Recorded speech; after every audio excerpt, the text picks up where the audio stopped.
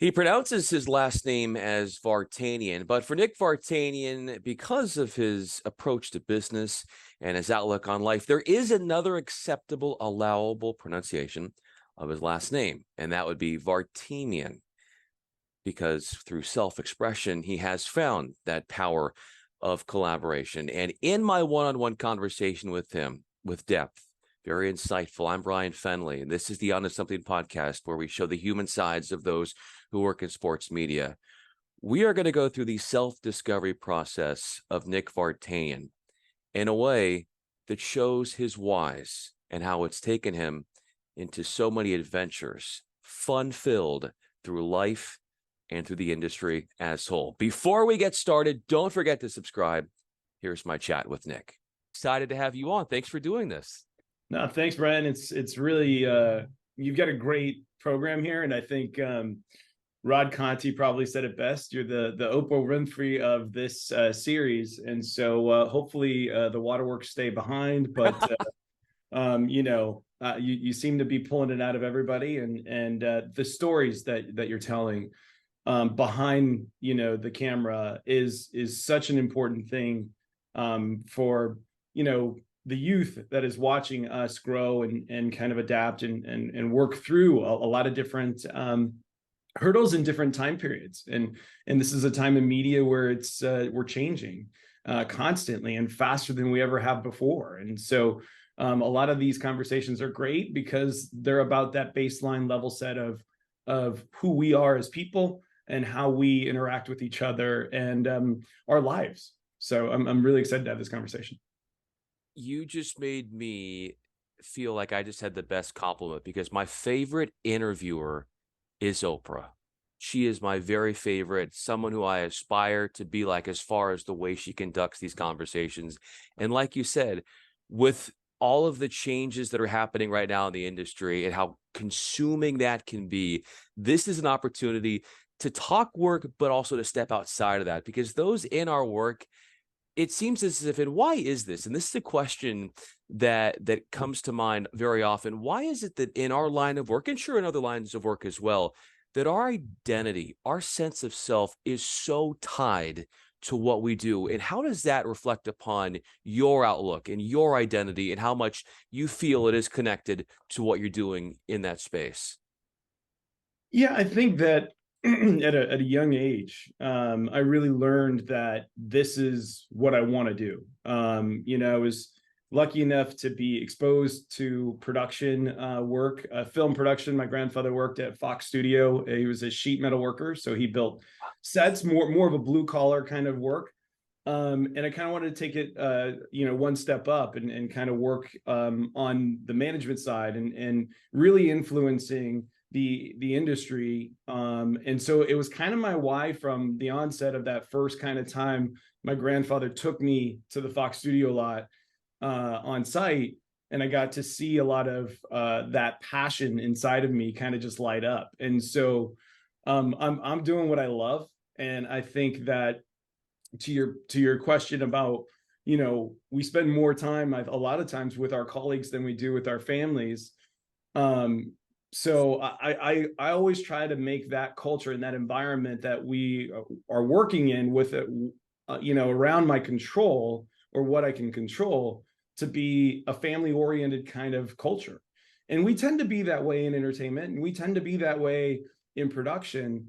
We're very protective over each other. We work together with certain people really well. We've got the crazy uncle in some cases, and the fun aunt, and those are all great as part of our family atmosphere. And so, to your point on the who like we work with and how much we work with them, and it's all about my why, right? And my why is my purpose, and it's for me, it's about growing, people and individuals, and inspiring them to become better and to grow and to work on things. And sometimes I've lost that why, and sometimes it's been a little bit about the product sometimes, and that whenever I kind of get off of the why, I always find myself gravitating towards back to it, because that's where my passion is, and that's why I'm willing to spend a longer a period of time on shows and productions, and you're there for 18 hours because, yeah, I believe it's my purpose on helping and inspiring the youth, and sometimes it's vice versa a little bit. It's a two-way street. So that's kind of to answer your question, that's kind of why I do what I do, is because the why. It sounds like the why started in large part due to your grandfather and some of the things that you said that you learned from him. What were your fondest, earliest memories of you and your grandfather? Oh man, I think he was really a carpenter at heart. He loved to work with his hands, and so for me, it was about fixing puzzles. And Mhm. so we learned, I mean, as a young kid, he taught me how to build a birdhouse. That was one thing, and then you got to build the next thing and the next thing. I think the biggest learning curve that I had was I'm left-handed. So working with a carpenter who's right-handed and a sheet metal worker who's right-handed, I used to frustrate my grandfather because he was trying to teach and he was trying to coach and he was trying to help me, but in some ways I had to learn on my own. So I was kind of a little bit of a weird aspect, I think, in that day and age. Growing up, he was born in the 20s, where everybody was right-handed, and if you weren't right-handed, you learned how to be right-handed. And so to have a grandchild that was left-handed, openly left-handed, and had to readjust a lot of the ways he taught, I think I taught him new ways to teach. And I think he also told me about he wasn't the only resource, and so he would bring uncles and cousins to that could help kind of teach that. But I think working with your hands at heart was kind of the gist of the learnings. And as much as I would get frustrated, I would get extremely frustrated because I wasn't as good, or I wasn't as great, and it didn't look as perfect as he would build it. It was about the imperfections, that we could get better the next time we were going to do something. The next time we were building that little thing, what did I learn? How do I screw in a screw in a better way? And then being inquisitive, I think, is something he also taught me. Learning about kind of being curious, being very curious about how things work. And on his side of the business, it's about machinery, equipment, tools. And then the juxtaposed view was the grandmother on the other side was teaching us how to cook and clean and all that fun stuff. So that village that kind of built who I was at a core at a young age, those two and many more in my life really, really inspired me to be curious, to always be willing to get better, and to kind of a little bit of teaching too was, you can be old-fashioned, but don't be old school. And what that meant was, embrace new technologies, embrace the times that are changing, but don't lose who you are in that curiosity, in that kindness, in that what got you there. Be old-fashioned, but don't be old school. Don't hold on to the old processes, the old ways, the old machinery. Embrace that new technology that's coming, but then don't lose who you are as that village built you, in being respectful, kind, courteous, and all those kinds of things. So those are probably the top things he passed on. So it's okay to be old fashioned, not to be old schooled, but you struck me as somebody who's old souled. Why Yeah. is that about you, that I feel this? I'm an empath and I feel like you have an old soul. Why am I feeling that? I think I am old soul at heart. I really, my motivation today is working with the people, as I said earlier, is working with everybody that I work with, right? And I think that my success is when those that are working with me are successful, whether they're direct reports or whether they're colleagues. I'm cheering you on as much as possible. And that's something that old soul that you think about, of they are rooting for others and genuinely caring about it and not expecting anything in return. And that is the biggest key for me, is I don't expect anything in return. I love giving presents. I love talking about teachings and talking about learnings, and I love sitting in and learning more information about areas I'm not familiar with. So it's about staying humble and really kind of treating people the way they deserve to be treated is the way I kind of tell people. And I like to treat people in different ways because they're different motivating factors for different things. I think another process of old soul is understanding that people are not changing every day. And I think it's about that process of change, that you're changing, they're changing, and we're changing together, right? Sometimes you're changing a little apart, sometimes you're changing as one, and sometimes you're adjusting to life or personal or work restrictions. I think there was a time period when all of us in 2020 were working from home, and we had to adjust to different work styles. We had to create touch points that we weren't used to because we were always in the office together. So that old soul of mine during those times was be open, be honest. Tell the people that you're with that you don't know what's going to happen. You are a little scared. It's okay to say that. It's okay to feel those feelings. It's okay to cry. It's okay to be sad.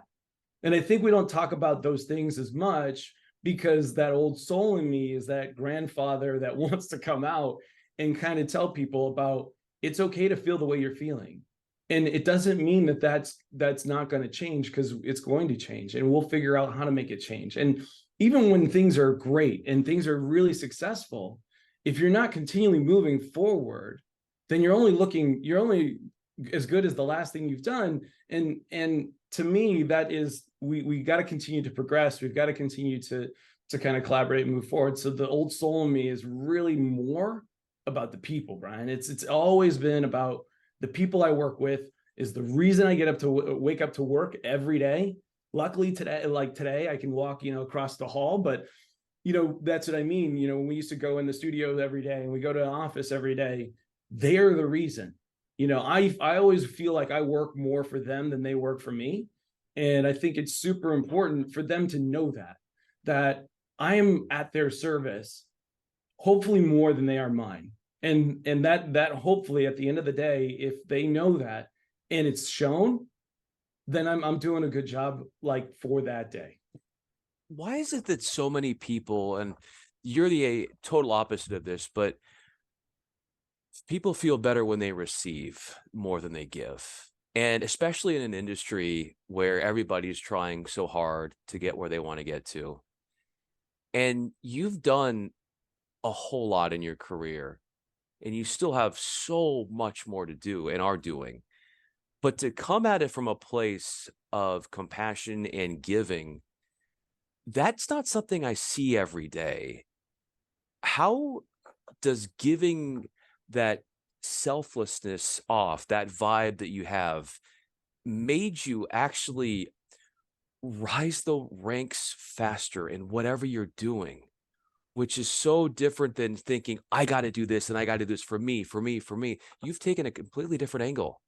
And I'm looking at your career, and it's just like, it's shooting up so tall. And you don't strike me as that person that's just in it for himself. Yeah. So you're the idea that you are different than, quote unquote, the norm. Do you realize how unique that could be in a sense? Yeah, I understand what you're saying, and I'll say this: I wasn't always that way. I think when I first started in the industry, there was the young teenage Nick that started at a very young age in this industry. The moment I could work, that was the first thing I wanted to do. I couldn't work in broadcast production immediately, so I worked in entertainment production, and I think for me it was the teachings from my grandfather. But with a little bit of success, what I had to learn at a young age was there's a difference between cockiness and confidence. And a mentor of mine, told me, we relocated to China, to Hong Kong, to work on the Disney Hong Kong property. And I was running into some roadblocks, and it had a lot to do with the lack of humility, the lack of empathy, the connectivity, that confidence that I had that got me there, right? That actually got me to be part of an amazing opening team, was turned into cockiness. And I needed somebody to kind of come to me and say, hey, turn this back into the confidence that we saw, and take people, do what you do best. And that was me getting away from the why. What I was going away from my why was, I was actually looking at the actual result, and that was a mistake. And when I was looking at the results, it distracted my focus, and I had to go back to that core of that why and kind of rebuild it, and kind of look and did a lot of coffees, did a lot of lunches, and developed relationships, because that is the key to this, is the relationships that we build, we can take them. I have friends from that 2005 grand opening Hong Kong team today, still in China and throughout the world, because we created an awesome and amazing connection together, and we were supportive of each other. When I saw that, I didn't want to go back. I was addicted to creating success for everyone, if not others, because I don't know if you know, but there is actually some science to this, that the more we give, and especially when I'm not talking about material and monetary, like, I'm donating $100. Yeah, you feel good for a moment, but when you give your time to somebody, when you actually spend time and people know that there is no monetary, like, that is the most valuable thing we have. We never know when our time is up. It's addicting. There is actual brain science that it creates this positive energy and this positive feeling. And then when you have that, everyone around you kind of wants it. And then everybody that wants it, you start to teach how to get it, what to do, where to go. What did you do that was successful, right? I'm telling you, when you'll find, like, you have two colleagues, and you're moving your office. One of them says, what, I'll give you $50 to help with the movers to move your office. He helped. And then you have the other one who says, I'll take the afternoon, I'll pack it up with you, we'll move it together. Someone asks for a favor between those two, both gave you something. You're probably going to help the one that gave you his or her time first, because that is the value that we as humans know is limited, and and each time limit is different. So that to me is kind of the application that I've always taken since that, those instances. I've tripped along the way. I mean, I've made mistakes. I've become selfish in some, decision making at one point, and you again, when you get away from it, you just got to get back to your why and why you're doing it. And I think the reset of everything, of us really kind of doing these Zooms and making it more accessible to have these conversations, is a positive of a tragic pandemic that we went through, right? So that is kind of the old soul that has key learnings, that's made mistakes, and is continually inquisitive. I think too, the most important thing for me is like, don't stop learning. Like, we're all teachers, and whether you think you're a teacher or you're not a teacher, you're a teacher.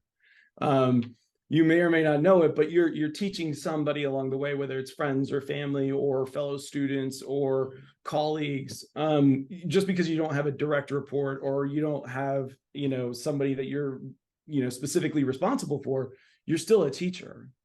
But we'll also need to understand that we never should stop being students, and students of our industry, students of people, students, because at the end of the day, we're in the people business, right? People watch what we want, and we are people. So the people producing the content, the people watching the content, it's all people. So if you become really a good people person, I think you're going to do fairly well in any business that anybody does. It's people businesses for the most part.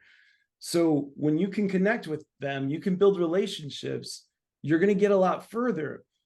And that success that I've had is only because of those relationships. It's only because people trust you when you raise your hand and you say, I'm going to try that. I'm up for this. I had a colleague volunteer me once to coordinate satellite signals. I'd never done in my entire career for a grand opening event at Disney California Adventure Park. I thought she was crazy, but you know what it took? It took that belief in me for me to then go, this person believes in me. I'm not letting them down. I'm not letting her down for believing in me, recommending me. I'm going to go hit the books. And I studied satellite patterns. I knew about, at the time we had digital and analog different types of satellites in coordinating with stations across the globe. It was a big learning curve, but I didn't disappoint because I didn't stop being a student. However, sometimes students need somebody to believe in them. So that's what I try to do now in that reverse role is I tell people they can do it. Do I think it's a stretch role sometimes or stretch responsibility or, I'm not quite sure, maybe, but I can tell you what, when you believe in people, they do amazing things. They go above and beyond and they outperform more often than they don't. Because 99.9% of people do not show up to work wanting not to work. Yeah. They just lack some direction. They lack some belief. They lack some vision. They lack some passion. And so for me, it's about that people thing. If there's one thing that's transpired through my entire career, and it's a lot of hard work, it's a lot of luck, right? It's a lot of all the above. But when you believe in others and others believe in you, it creates opportunities for you to grow. It creates opportunities for you to learn, which then means you can expand your roles and you can, do one or two or three other things. I don't think today, if you were to have told me 2 years ago that, I would be doing what I am today and with a tech group that's an AI tech group, Triller, has a lot of AI technology where we're in the weeds of helping project manage and program manage. Those are stretch roles and stretch opportunities that I'm loving. I'm really enjoying it because I'm learning about different sides of the business and really building my own capabilities. And again, if you can, if you can work with people and create those relationships and you build a process around it that you can do so much in so many different industries. It's not limited to just entertainment production because those are transferable skills that you could take to a bunch of different places, or go start your own company if you want. At the bottom line of everything you just said, the theme that I'm taking out of it is that for you, you glean therapy from people. People are your therapy. And when you think about the challenges, you talked about some of them in your life that you've had to deal with.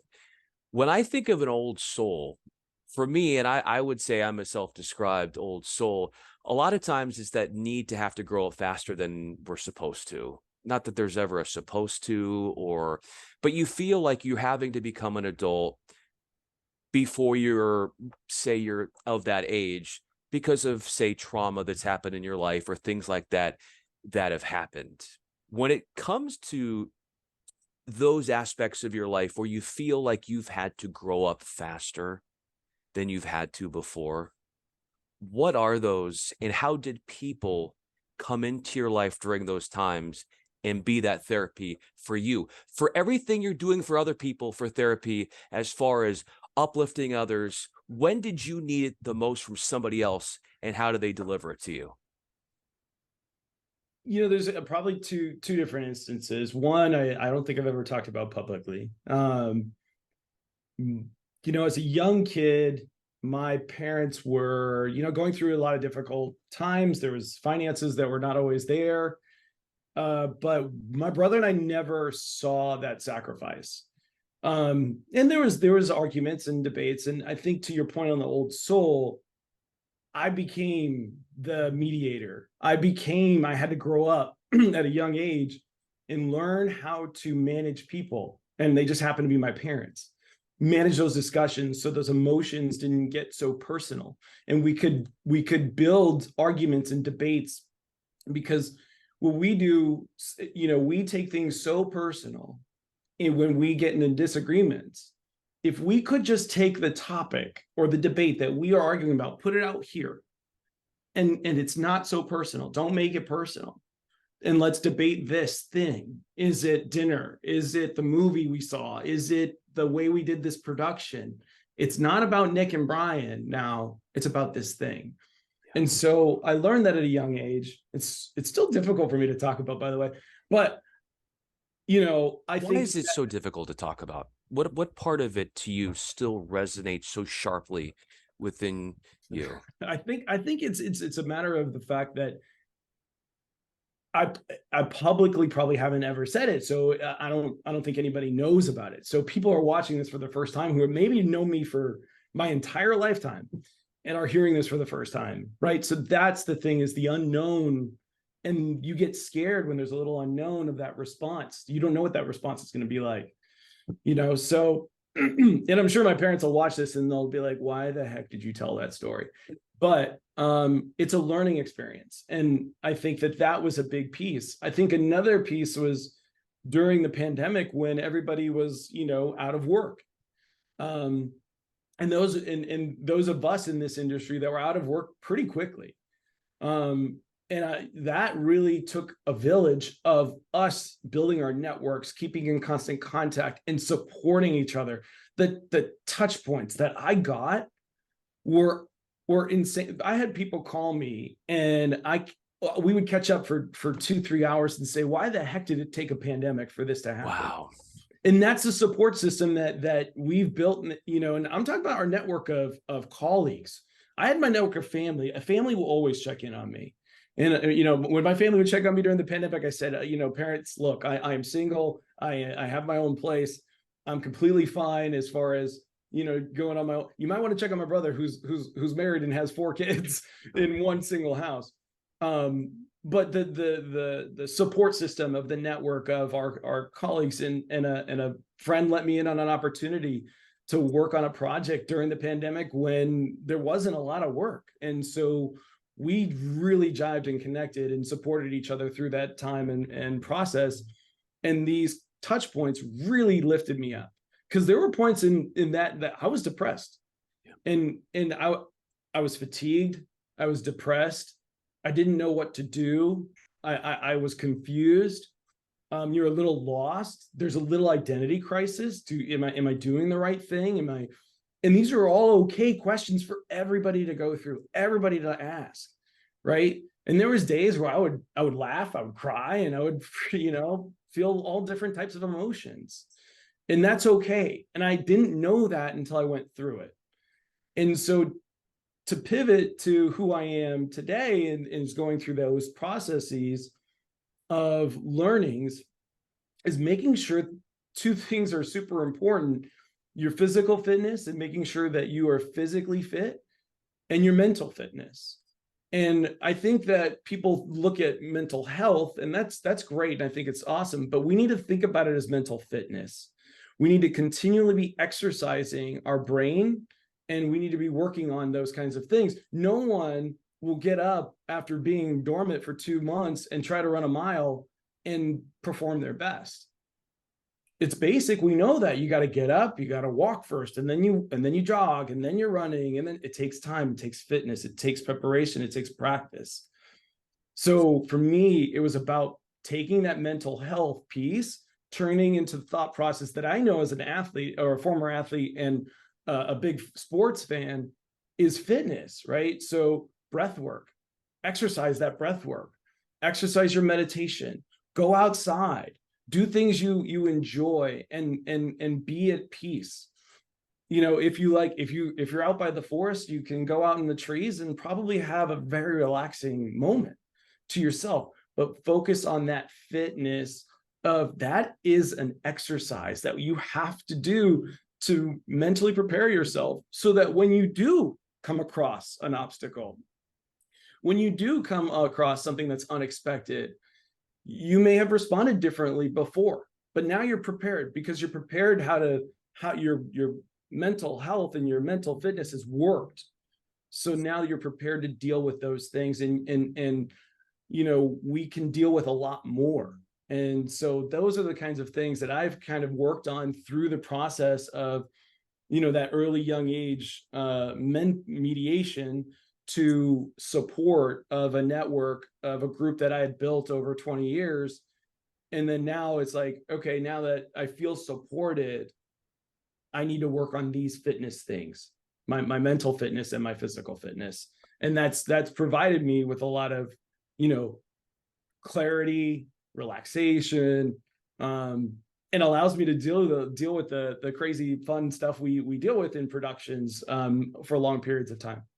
One of the things that you talked about, which I think, especially in the industry that we're in right now, and all of the transformations that are happening, all the changes, all the uncertainty, all the excitement, there's every spectrum of emotion is being felt right now within the industry and those who are working in it. But when it comes to living that life and seeing what's happening, having emotions, it can be hard to release those. Let's say a job got cut and you feel that, you internalize. And what I've noticed is too many times, and I'm a victim of this, internalizing and how it can do so much wrong for you, and it could be so unhealthy. And you feel like you don't want to share the frustrations of what's going on. You're trying to be a good human. I'll keep it to myself. But when it comes to this industry, Nick, in weathering what's going on right now and what other obstacles may come, how have you found it easiest for you to release those emotions? Okay, so there's different ways you can. I think it's for me, physical fitness helps a lot.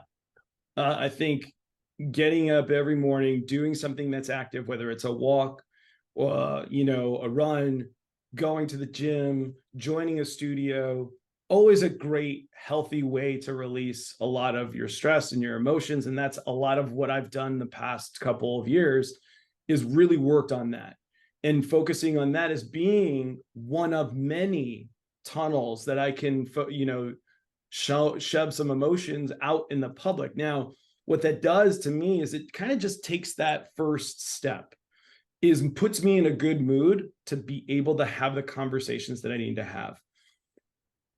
When someone loses their job, whether it's me or it's a fellow colleague, it is emotionally impactful because I've invested in that relationship that we were talking about earlier.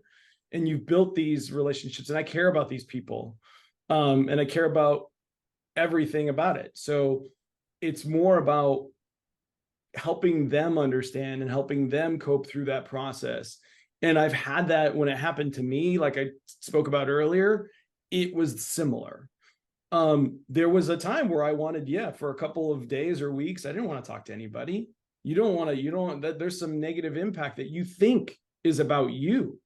Especially the hardest part is when you don't get or you get released from a job in that layoff situation where there is no explanation, or it's just a business decision, right? That's tough for someone to kind of go through. But when is it okay to cry in those moments and to feel that and When hold on to that for the time that is needed to release that, knowing that that's what's going to get you through it? It's up to the individual, right? I think it's up to the individual. I think it's okay to cry when you feel it's okay to cry. Someone's going to be comfortable with crying out in the parking lot. Probably not going to be me. Probably not going to be me. Yeah. What I tend to do is I mentally try to prepare myself for a moment when I know I'm going to be by myself and I can release. So for some people, that's as soon as they get to their car and they're by themselves and they just let go. And you know what? That is healthy. That is so healthy. For me personally, I wait until I get home. I wait until I feel comfortable. I will grab a pillow. I will Yeah. hold it as tight as I can. I will put all of my bad and terrible energy in that pillow.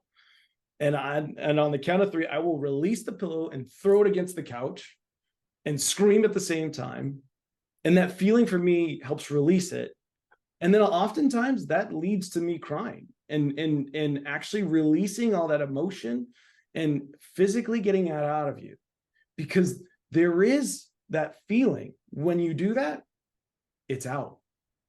It's out, and I can now work on moving forward. I can now work on me in the next, iteration. And that's been my kind of process. There are times it happens unexpectedly, because there are moments, more often than not these days, I'm actually crying for happiness. These are tears of happiness, watching people succeed and watching people, don't put one of those videos in front of me with the guy that gives, the homeless guy $500 and he's crying and then I'm crying and everybody's crying. Yeah. So, but it's healthy to cry for yourself. And I had to learn that it was not innate in me. It was something I had to learn about. It's okay to cry. It's okay to cry, with friends. It's okay to cry with family. It's okay to cry. Like, it is not a bad thing. It is so healthy. And we fight, and men specifically, we fight it back so much. And so I'm okay talking about it because I'm completely comfortable with it. It's worked for me. So it's going to work differently for different people and in different instances for different experiences. How much nicer are you to yourself now than the younger form of yourself when you were just getting in the business and you were learning the balance that is the push and pull of what confidence is, what cockiness is, and all of that? I think the work-life balance is great right now. I've learned how to create moments for yourself. That's been a big focus of being kind to me, making sure that I have these things that I set boundaries around that I didn't at a young age. I missed family weddings. I missed birthday parties. I don't know how many different family events that I look back at now and I say, dang it, was that worth it? So I've set boundaries around those things and said, these are my sacred things. And I negotiate that with myself constantly, right? What is the value to me? Because that value of those things change as you change and as time changes, right? So the value of my time today is worth a lot more than it was because I was trying to prove myself, because I wanted to build those relationships, because I wanted to have that impact. And I wanted people to know that I would always be there and be willing to do anything and everything. So that's a big difference of me changing, and being kind to myself is a lot about my time and my boundaries. So obviously, Nick, we got deep there. We discussed a lot of things about emotions, dealing with the highs and lows of the industry. I want to get to something a little lighter now, and that is your creativity in the industry. And I know it takes a team. I know it's a very collaborative process in what you and your folks are doing over at Chiller right now, and what you've done before at other great networks that you've worked at. But what in the art of creativity captivates you the most? That is a great question. I think creatively, I don't think you're going to find that I am the most creative person from an idea generation standpoint. Where I find myself being the most effective is being an idea enhancer. And what I mean by that is I'm in that collaborative same spirit, right? I love taking other people's ideas and enhancing them and teaching them and showing them kind of how to enhance it. Or maybe you position something differently so someone thinks about that idea in the creative way that's different, right? So do I have ideas of my own? Of course I do. But my love is idea enhancing. And I still get to do that on a day in and day out basis with the productions that I'm working on today. More specifically with our Versus music product that is produced by our co-founders, our Swiss Beats and Timberland. They fully trust our creative kind of process and what we do, and we collaborate. So on the creative side, what kind of gets my fire going is watching that creative idea go from an idea to actual execution, and that process at which we get there. Now, do we have a ton of creative ideas for shows that we never do? Yes, all the time. And what I tell the team, and I tell our groups of people, that is, no one knows all those great ideas that you never did. So I know, because a lot of times we go back, oh, wouldn't this be great if we also did this, this, and this? Remember we talked about this? But no one knows about that. All they know about is what you put out there for them to see, for them to enjoy, and for them to be entertained with. And a lot of times they have no idea that you could do all those other things. So don't stress about the end product not being exactly what you thought it was going to be at the beginning of the process. Be proud of where it's at the end of the process. Learn and grow through that process, and that creative energy of pre-production to post-production. It's a cohesive kind of battle of can I do what I first thought I can do, or should I fix that in post? Should I do these things? And it's about that creative process. And you're going to go through this as you edit this, is you probably had an idea about what this conversation was going to be like at the beginning, or you maybe you were inquisitive about it, and we've had this conversation now. That's production. And now you're going to go in post-production, you're going to, create an end product. That's the creative process that gets me really excited, is watching the change that happens, the accepting, the battles, the things that we learn through all that. That's great.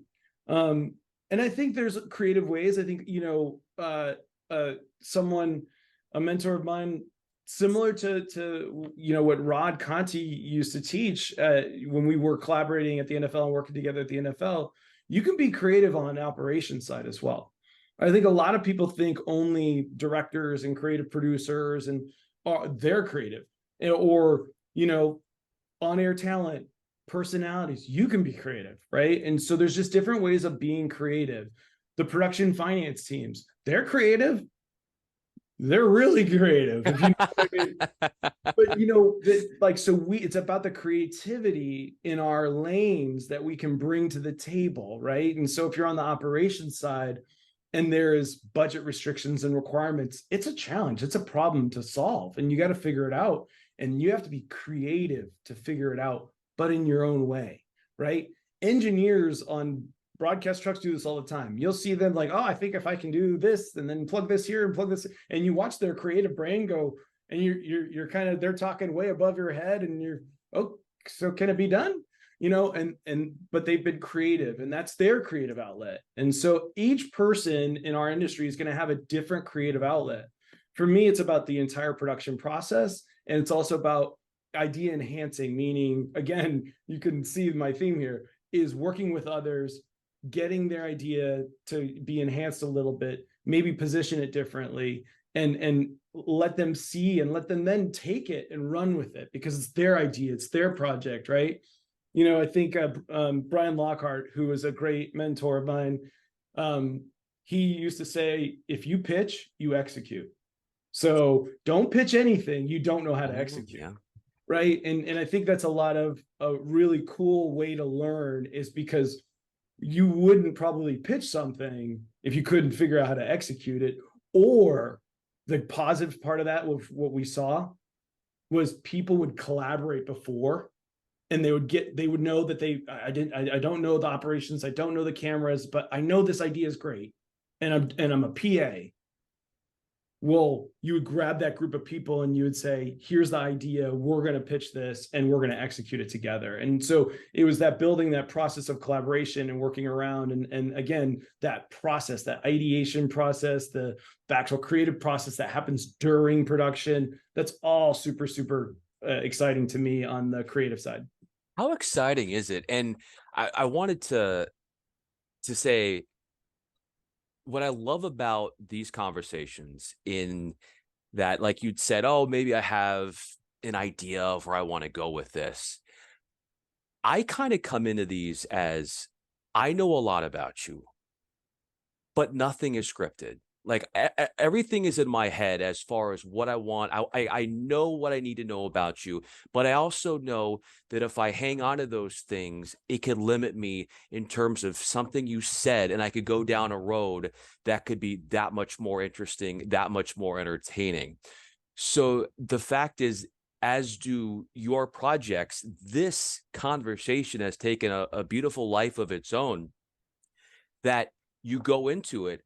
And I actually want it to go a different way than I expected, because then I know that we had some really interesting conversations. So when you're in these projects and you're having these ideas and they're getting put together, the excitement that you have that something comes of the group effort that you didn't even expect to happen. How often does that happen, where you have all these ideas and it morphs into something that you didn't even foresee, and it's actually a good idea? Yeah, that happens actually all the time, right? We we have happy accidents in production all the time. There are opportunities, right? And it's a little different with different types of production, right? We've got VOD type production, which goes through an entire pre-production, production, and post-production process. Then you have live, which is a little different because you have to be a little bit more nimble, and you've got to have a cohesive kind of team. And that team is from the people that are on camera, the people that are behind camera, the people that are in the camera, the talent's ear or your personality's ear. That trust when things go awry and they don't go as planned, because I've kind of grew up learning about the production process, and there was, an old mantra: you can only plan up to 80% of your production. If you've planned 100% of that 80%, you are then prepared to deal with the 20% that's going to change on site. And it doesn't matter what type of production you're producing, whether it's VOD, single camera, multicam, live, something is going to happen that you did not plan for. And you have to be okay with that. And you have to be comfortable with it. And so when you come into the mindset, right? And this is a struggle for some people, right? They have their plans. It's going to be that way. It's going to be that way or the highway, right? And I'll tell you, for those people, production will humble you, because there's always going to be that 20% that happens. I'm sure you've been commenting on sports before, and there's a moment that happens out of nowhere that you didn't even know about, right? And it's about, understanding that change is okay in that creative process. And again, the creative process of the change that's happening, whether it's live or whether it's, being fixed in post or what might not, the important thing is, is changing your mindset to understanding that everything that we do is not going to be perfect. The imperfections sometimes are the greatest parts. The imperfections sometimes are the greatest parts, because if we were all the same, if every production was the same, if every content piece was the same, we wouldn't care, right? It's the different pieces, right? It's the same that goes as us as individuals. We have imperfections, but that's what makes us unique. That's what makes us be different.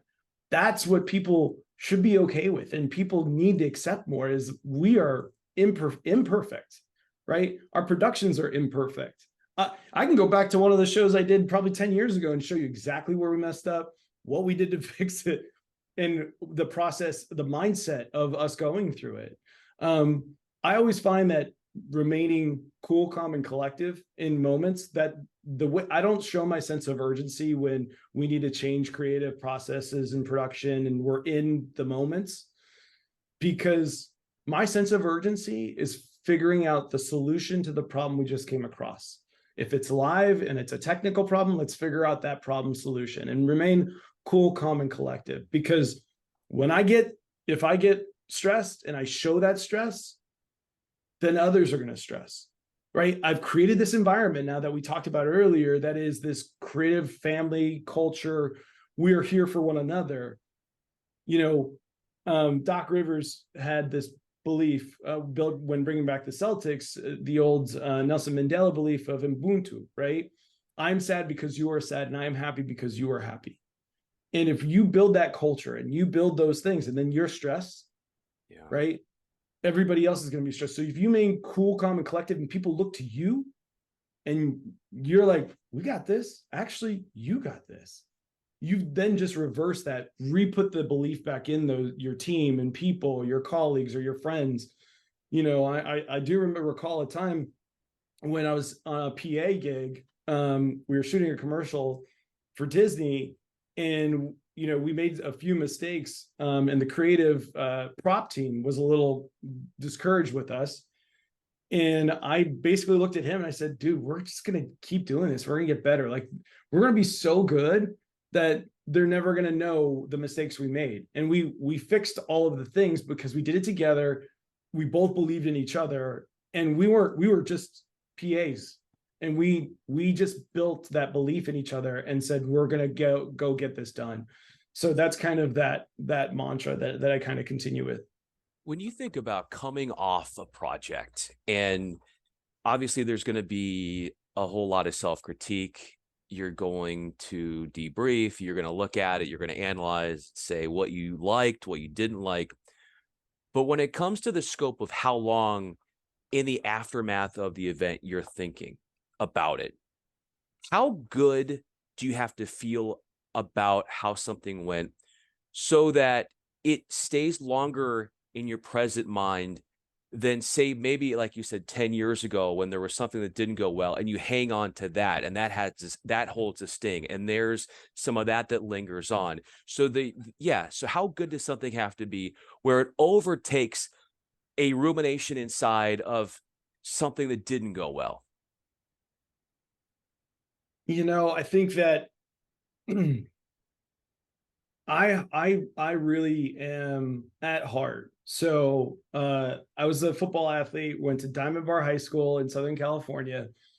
And after every game, we would sit in our head coach's classroom and watch film. And he gave us a piece of paper, and we had to grade our performance every single time we had a game. And Wow. he trained us, and he held up our star quarterback's grades for the first game. He gave himself an F, and he held it up and showed it to the team. And he said, this, and our quarterback probably had one of his best games that we had seen thus far, and graded himself an F. And our coach taught us that if you continually think that there's room for improvement, because there was another juxtaposed grading where someone thought they did really well. He said there's a happy medium between the two, but in the sense of the teaching is you should be your own worst critic from a training perspective, because you will motivate yourself to get better. You will motivate yourself that when you see that yourself on camera or on screen in video with your fellow teammates, colleagues, whatever it might be, you want to be making sure that you're getting better. You're getting better. You're getting better. So the point of the story was starting at an F in game one meant there was room for improvement through 10 games moving forward, or through the playoffs as we would move forward. If you started with an A, your mindset's a little different, right? And so it didn't mean you had to start game one at an F, but it meant build room for improvement, be open to that criticism. So to me, it was at a very, like at a high school age, that training came across, you're never perfect. You can always work on something. You always have things to work on. So when you talk about like, what do I get? Like, how great does it have to be successful? I don't know. I think that I don't know that there is a piece of content that we've produced, or a show or an event that we've done that stands out beyond the other, right? From a content perspective, from a people perspective, there are things like I talked about this team that was relocated to Hong Kong. That is ingrained in my memory as a success because of all of the, roadblocks that we had to go through together. And so at the end of that show and event and things that we did, you're hugging and cheering everybody on because you just went through a rough patch together in some instances.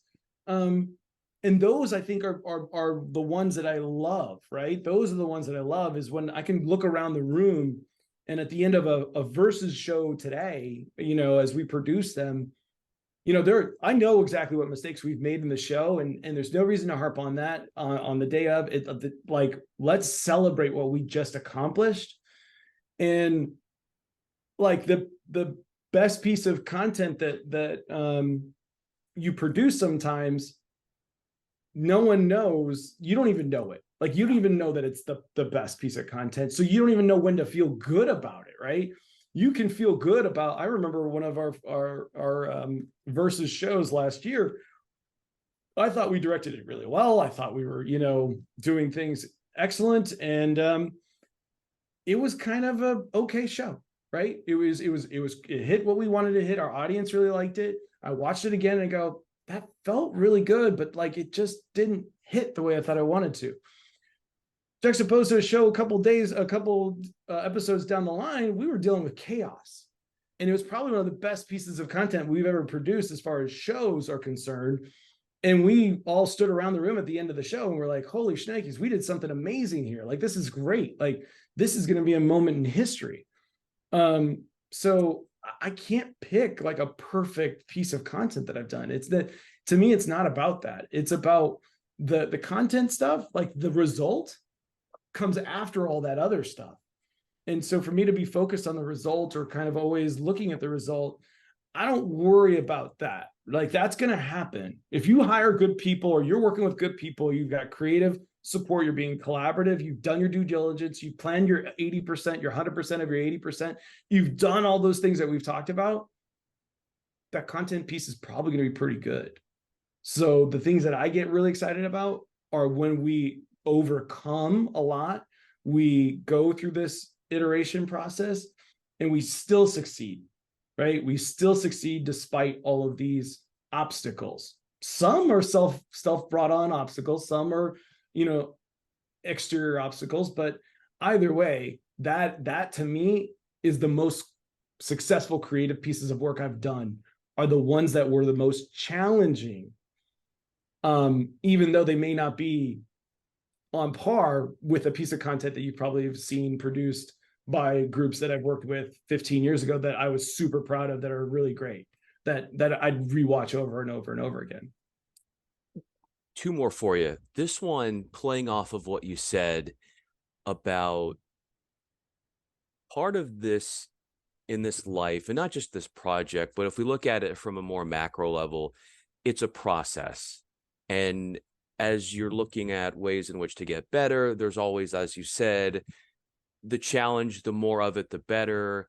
How can I always get better? You brought up that really interesting anecdote about when in high school football and you were grading yourselves.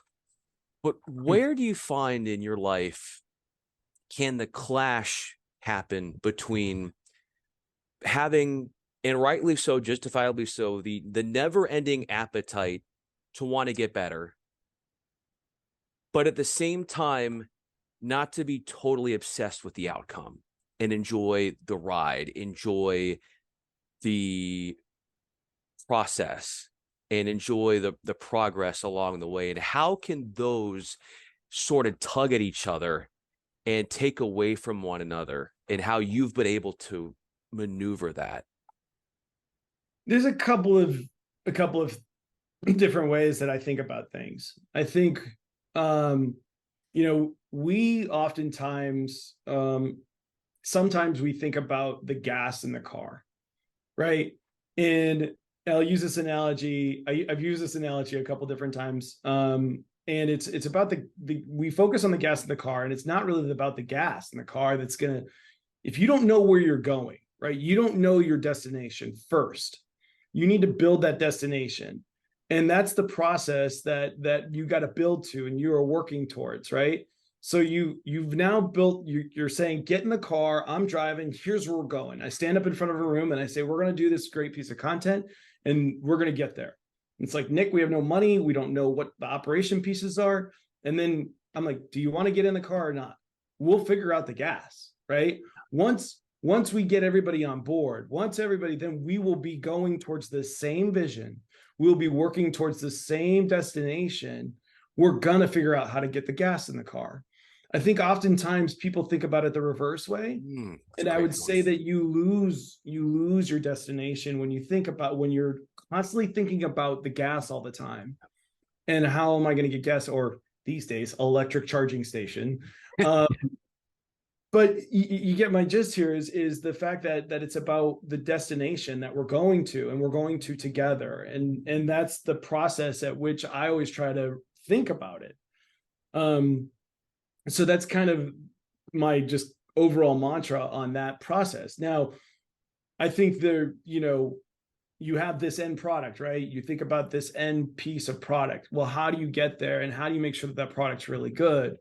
The two things we talked about, right? You invest in people, you invest in process, and you will always get a good product. When you invest in those two things, you will continually get a good product, because those things are going really well. If you've got good people and you keep investing in them, and you've got good process and you keep investing in it, that product's going to be pretty damn good, right?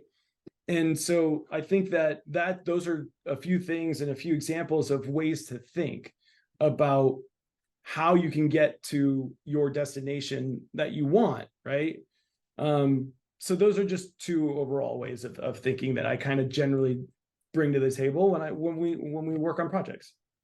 The pictures, the helmets behind you, how do they all describe and help describe the destination you're headed to? Oh, well, that's a good question. A lot of them are gifts and presents these days. It started at the NFL media, where we would have helmets and whatnot. Now it's more about a collection of what I want. Kobe Bryant's last day is behind me here. Magic Johnson, the back-to-back Pat Riley days are behind me, and my love for the Rams is all over the place. I'm a Rams fan since they were in Los Angeles prior to moving to St. Louis, so we had season tickets to the Anaheim Stadium, and we'd go to those games and would sit through and watch Joe Montana and Jerry Rice just run through the Rams. So I was really excited and super happy to see that team come. It was definitely something I never thought would happen. So this is a little my personality, right? So this is a little bit about me being a fan, right? This isn't me being professionally, this looks professionally done, because guess what? My grandfather taught me how to hang hooks, and I could definitely do that. But what I'm saying is, this is a little bit of me in what I love, right? And it's former projects. There's a piece of artwork. My uncle is an artist and an art teacher at college here in Southern California, and there was a piece of art he did, and that's important to me, right? It's the stories behind each one of these pieces that are gifts or things that I've found and enjoyed. The Sports Illustrated episode up there of the Rams winning the Super Bowl was a present. So these are all little pieces when we talked about that gift giving and that satisfaction and giving the gift of teachings and time and all that stuff. I personally, Nick has to work on being better at accepting those same gifts that I give. And so this is a piece of me saying thank you to those who have kind of been giving those things to me. And this is just a little bit, if I did a full 360, you'd see some other helmets and shot glasses. I collected shot glasses, so people will go to destinations and give me shot glasses. So that's a little bit of my personality being in the room. And it's less, I worked at the NFL media, right? But I am a big football fan. I'm a huge football fan, and I enjoy sports in general. I am so lucky to have worked when you think about Disney, NFL, Activision Blizzard, and now Triller, we're talking about entertainment, sports, video gaming, and tech. It's a pretty darn cool background to have. I'm super lucky. And in each one of those stops, each chapter is different. Each chapter has different characters, has different mentors, has different mentees, and has different connectivity points. And I owe so much to all those people through that journey, to who they were my village. I go back to Disney today, and it is like coming home from college. It is seeing old friends, it is shaking hands, it is giving hugs. You know, we talk to my old NFL colleagues, and it's a little different. We're talking about sports and, oh my gosh, free agency, what's going on, how's this happening? And then at Activision Blizzard, we're talking, you know, I still keep in touch with some of them. And what's funny is some of us have been at all three places. Some of us have been at a couple of those places together, because this group and this network of amazing people, while it's big, it is big, it's really small when you think about, I don't want to work with anybody that doesn't enjoy working, you know, hard as well. And a lot of times I'm friends, my friends are my colleagues, and I'm not friends with those colleagues that are not good at what they do, because I don't get along well with the people who lose their passion, who lose their why, who lose those things. So to me, I gravitate towards everybody who's, you know, been really successful in this industry, and we lift each other up, right? And I think that that's what this room is about in a sample state. You know, my Disney friends would be kind of angry I don't have any Disney gear up, but You have you some know, space. You have some space to include something there. Yeah. But to each one of those stops, there's different mentors, there's different mentees, there's different process, like, you know, and each person is part of that chapter. And sometimes they come back in another chapter.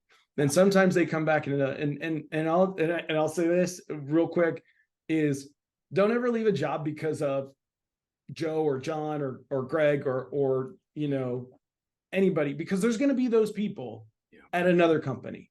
They're just going to be named Kim, Grace, and Jessica. I don't know. Sorry, Jessica. Yeah, insert whatever name possible. Yeah. Yeah, but you know what I mean? It's just like, it's so be cool, be okay with feeling a little uncomfortable, working on those relationships and investing in those time periods, because those same characters are going to be they may have different names, but they're going to be in some of those chapters throughout the book of your own life, right? And some are meant to be a part of 6 chapters. Some are meant to be a part of half of your chapter, and that's okay. And I find it great. And sometimes those people that are only there for half a chapter are super impactful in a positive way.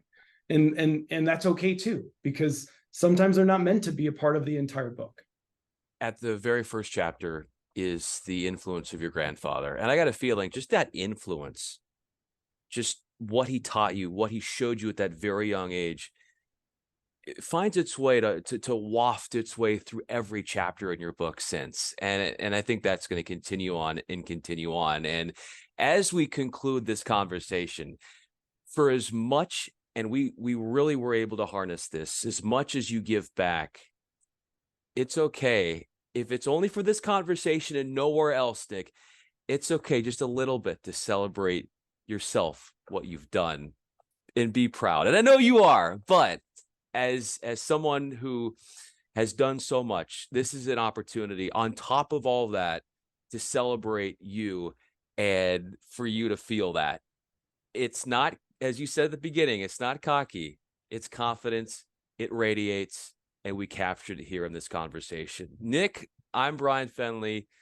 Thank you, man, so much for doing this. Thank you, Brian. I appreciate your time and having me on.